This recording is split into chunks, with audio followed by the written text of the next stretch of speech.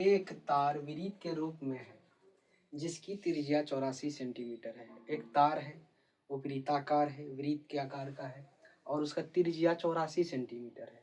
और उस वर्ग की भुजा ज्ञात करें जो इस तार को मोड़कर बनाया जा सकता है। यानी जिस तार से हमने वृत्त बनाया था वही तार से फिर वर्ग भी बनाना है और वर्ग का भुजा ज्ञात करना है। प्रश्न यह कहता है।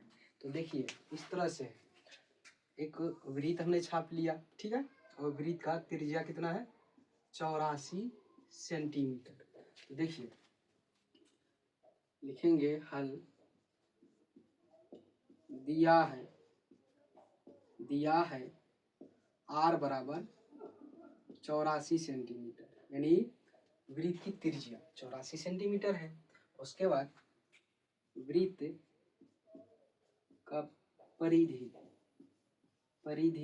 बोले या फिर परिमाप बोलिए, बात बराबर है, ठीक।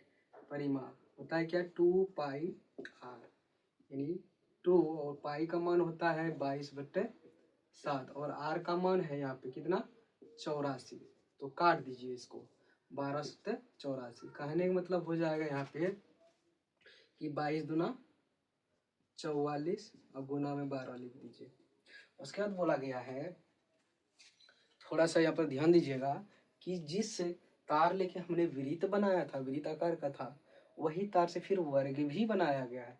तो लिखेंगे यहाँ पे वर्ग का परिमाप बराबर हो जाएगा वृत्त का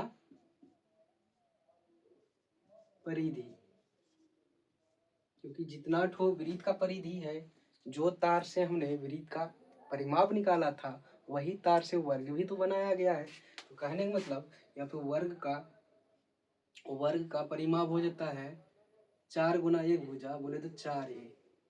उसके बाद वृत्त का परिधि मेरा है 44 और गुना में 12। तो a बराबर हो जाएगा क्या? 44 गुना में 12 अब बटे में हो जाएगा 4। तो हो जाएगा क्या? 4 तिया 12।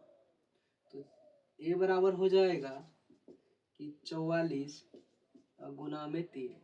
तो a का मान हो जाएगा 4 तिया 12 का 2 हासिल 1 और 4 तिया 12 1 13 ये सेंटीमीटर। यानी कहने का मतलब यहाँ जो निकला है मान, तो वर्ग का एक भुजा निकला, यानी ए से हम भुजा सूचित करते हैं। तो प्रश्न में यही ना बोलता है कि वर्ग की भुजा ज्ञात करें।